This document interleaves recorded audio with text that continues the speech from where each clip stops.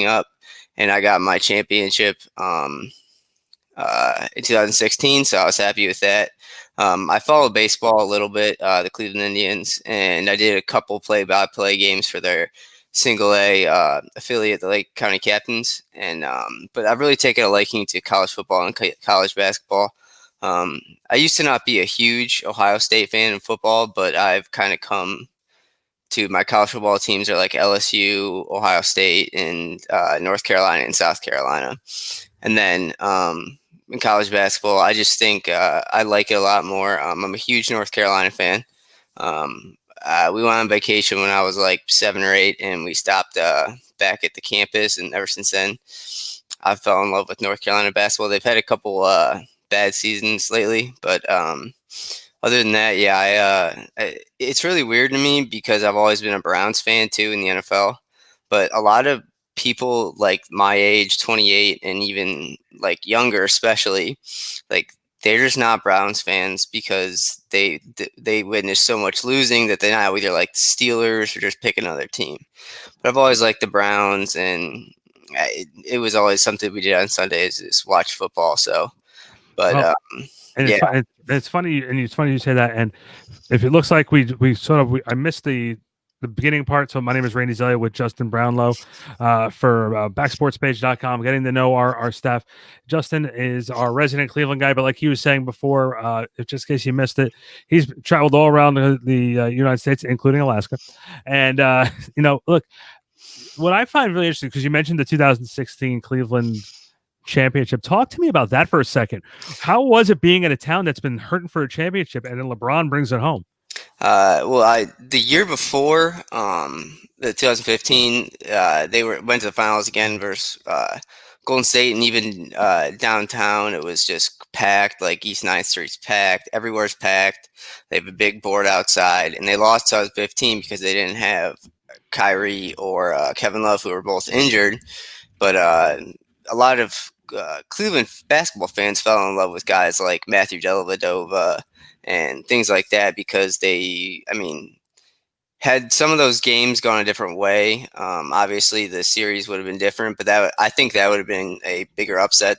But in 2016, it was crazy. I think they went down. Yeah, they went down 3-1, and then Draymond Green got suspended, which was huge because if Draymond Green plays in that game 5, Cavs probably lose in 5. So, but just going through it, and then we finally got to the Sunday of the Game 7 finals, and it was actually Father's Day, and I really had no expectations they were going to win. I didn't think they had it in them, and then but yeah, I was in Ohio City, which is about a 2-mile walk to downtown Cleveland, and we saw them win, and we sprinted across the Cleveland Bridge into the city, and the streets were packed. I've never seen anything like it. The only thing I can kind of relate it to is Game 7 of the World Series. It's that same year, and the Indians, when Rajay Davis hit the home run to tie the Cubs, and the place was crazy. Everything's crazy. Everyone in Cleveland just kind of likes being downtown for games, and not necessarily in a bar, or if they have a big screen outside, they'll always just watch on the big screen. But yeah, it was crazy. And I even got a text from my dad that night. It was like, this is the best Father's Day gift ever. And he doesn't even really like the NBA. So That's awesome. Yeah, and the funny thing is too is there are a lot of towns that don't have that opportunity to win a championship. I'm up here in New York, and so the expectation level with some of the teams up here it's just crazy. yeah, when LeBron left, he left at a pretty bad time. The Cavs were bad. The Browns were obviously terrible. And the Indians were just kind of coming out of their shell a little bit, because I know in the early, 2004 to 2009 or 2008, the Indians, or the tribe, or I don't know what the new name is going to be when they make it, but um, uh, it was a bad time because all 3 sports teams sucked. And what people don't realize is, you obviously in New York have a lot of sports teams, but you don't really think of Cleveland as a city that's big enough to host, have a Major League Baseball team, an NBA basketball team, and an NFL football team. But I mean, yeah, we just experienced a lot of losing. But yeah, when LeBron left, it was bad. I kind of saw the writing on the wall, and I was kind of whatever, and that really The turned me first, off. the first time, Yeah, the when first he time. left, when he left the first time, yeah, when he left the first time, the whole decision. I mean, I could go on and on about that, how that was a bad decision from him in a PR standpoint. But From a PR standpoint, yeah. And when he gave a little bit of an explanation about why he left, and when he left, he felt like it was college to him because being in the area for as long as he have, he never felt like he really had the opportunity to go out there and explore. And being in Miami for 4 years, look, you can't doubt the success that he had. But when he came home, he came back. He became we're playing with Dwayne Wade and watching Dwayne Wade be a leader really helped him become a leader himself. And that's even though Vince Carter never won anything like a championship, he learned how to be a leader playing next to Jason Kidd. So everywhere else he went, he was able to contribute and help younger players get along. And I think that's like excuse me. LeBron is doing that now more as well. Yeah, but I mean, LeBron's ageless though. Like, I mean, I can't believe the guy's 35, 30, 34, 35 years old. But yeah, that when he left the first time and the decision and everything, like I said, I saw the writing on the wall, and it really turned me off from the NBA. Ever since he left the first time, then obviously just kind of riding the bandwagon when he came back. But I've been really off on the NBA. I don't like how much. I don't like how much scoring there is. I don't like um, teams just like picking, like signing and trading for like a threesome of good players all the time. And that's why I like college basketball, because I feel like, and I also that's why I like college sports more right now, is because they're still amateurs, and I feel like they still kind of care about just like winning for your team and things like that. And in the NBA, I don't really teams just guys just want to play with each other. Like I think Kyrie Irving's my age, and like everyone that came out there, and they all just want to play with each other. They're all best friends, and I just it's not for me. And like I said, the Browns were bad and the Indians were bad, so it was a rough time, but it got us through, and we have our championship right now. I don't know, the Browns, they were okay. I don't really think Baker Mayfield is the answer for the most part, but I mean they started out 5-3, which is the best I think in my lifetime.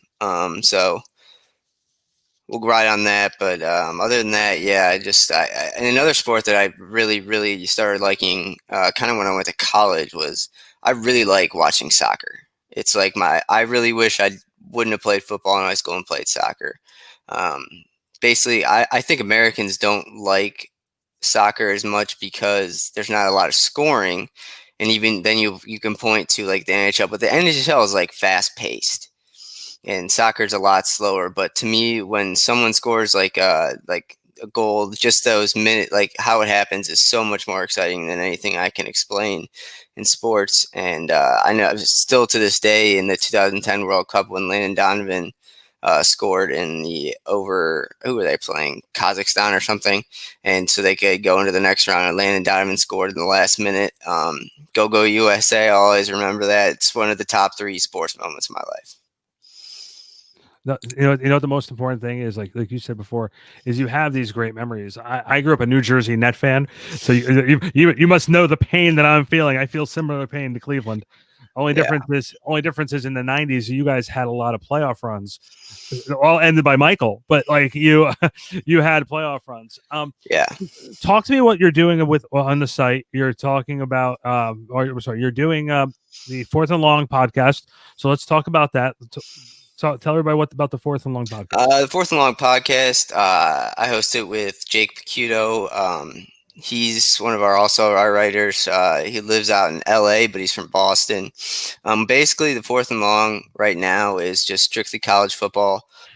We have some cool segments like helmet stickers, and we're trying to come up with different ones as we go along, because like I said, we've never met each other, and it's just, but we're finally like clashing together and working well together, and we're not as fueled on having guests right now as we will in the off season, because I would like to keep it going instead of doing twice a week, but after the season, maybe just once a week or once every 2 weeks. But yeah, it's all about college football, which it's been college football has been news filled this year. So our biggest problem is going over time of an hour because I could sit down and talk with anyone, but especially Jacob about like the coronavirus going around, about who's a contender, who can win, who cannot, and and luckily I'm an Ohio State fan, so they usually win and they're going to win big. But yeah, so we release like a recap of the week before on Tuesdays, and we decided to change it to a little bit shorter of a version, and then we're just going to expand on that talking during the podcast. Like I said, we do trivia. We also do our locks of the week. Um, and we just do everything. If you have anyone who has any questions or wants to hop in about college football, I would say that my biggest skill in life, other than knowing where random pro players went to college, is just like being able to talk about college football. Yeah, and you guys are much more. You guys are much more knowledgeable about college football than I am. Real quick, before we wrap things up a little bit here, Cleveland Browns. You're our Cleveland Brown aficionado. Is that the right word? Aficionado. Aficionado. Yeah, that's. I would say aficionado, but I mean, who knows? It's like aunt and aunt. So I'm from Cleveland, right in the middle of the country, basically. So I lived in South Carolina, and so I get my verbiage wrong every year. So Okay, so you're our Cleveland Browns and aficionado. Talk to me. What you think for the team? I'm going to have one more question after this for you. But and before we plug your social media and everything of that sorts, but talk to me about the Cleveland Browns. What do you think now for the rest of the way? Their schedule last year was so difficult that it's really hard to judge them right now because they're looking at they come back after this week's bye and they play the 1-6 Texans. And I mean, there's a real possibility, like not a real possibility, but there's a pipe dream that they could go 11-5 and make the playoffs. But for right now, it's good that they're in the hunt. And I think Kevin Stefanski has finally come in and started, basically expanding on the offensive playbook by running the ball. So he's able to do play action and everything like that. And right now, Baker's just not good enough to, be a gunslinger out there in the shotgun all the time. So getting him to roll out of the pocket and things like that is huge for them. Their defense is god awful, other than Myles Garrett. I mean, you saw if you watched any of the game on Sunday, Myles Garrett got injured and missed probably about 70% of the snaps. But without him, I mean, they have absolutely no one to name of other than Denzel Ward, who's one of the top corners in the league. But I don't think I think they'll end up finishing like 9-7, 8-8, or maybe 10-6. But it'll just depend on the rest of their games and everything like that. And also, losing Chubb and injuries this year has been horrible. Wyatt Teller right guard was having probably one of the best seasons a right guard has had in 5 or 6 years before he went down with a calf strain. Odell Beckham has probably played his last game in Cleveland, and that's fine with me. I love Odell, but I've been through it, man. Covering that New York Football Giants team. But without him, I that's fine with me. I would rather have them draft a receiver or something like that, because I mean, the big thing that comes next in the next 1 or 2 years is, with superstars like Ward, Myles Garrett, Nick Chubb, Kareem Hunt, and Baker Mayfield, they're going to have to decide who to sign to long-term contracts. So I don't have a problem with them getting Odell off the books. And but yeah, and then obviously losing Nick Chubb has been. I think they would have won the game on Sunday if they had Nick Chubb. Nick Chubb's, I think, the best running back in the league. I think he's a little better than Derrick Henry, because Derrick Henry is more of just a pure power runner, but Nick Chubb is pretty elusive. So they just need to lean on him when he comes back. But they're hoping he'll come back after the bye week, but I have doubts on that. So, but like I said, I think they'll finish close to 500 or just over it, which is it's okay for now. Get a decent pick, and hopefully build on it. So, Okay. And my last question for you is your Mount Rushmore of sports. Your personal opinion. like NBA or just like basketball? I mean, like, if I say Justin Brownlow, give me your Mount Rushmore of sports for the 4 guys in your mind who define sports for you. Doesn't Oh, matter if it's okay. football, baseball, hockey, badminton, tennis, anything. Yeah. Um, Soccer, basketball, football, and probably baseball too. But lacrosse is kind of creeping in because it's more exciting to me. And I guess if you would ask me like my 4 players, Mount Rushmore, who affected me the most growing up was probably LeBron James, Steph Curry a little bit, even though I really don't like Steph right now, and uh, Josh Gordon, unfortunately, because I mean he's had some issues, but the 2 years he had in Cleveland were incredible. He had over 2,000 yards in both years, and then when you say Cleveland, it's not really Baker Mayfield. Still, it's still Johnny Manziel. So, All right. Justin, let everybody know where they can find you as far as both your work and as well as social media. um, find me on backsportspage.com. I usually have at least 1 article, 2 articles a day. And then on Twitter, it's just at BROWNLOJCLE. And then if you could follow the Fourth and Long podcast, it is at the number 4 and then TH and Long Pod. And that's where we give all our updates for everything and kind of tweet it. We want to do more of tweeting out highlights while the games are going on Saturday. So, yeah. That's awesome. Justin Brownlow, thanks for giving us a few minutes today. Keep following him on backsportspage.com, and we will see everybody soon.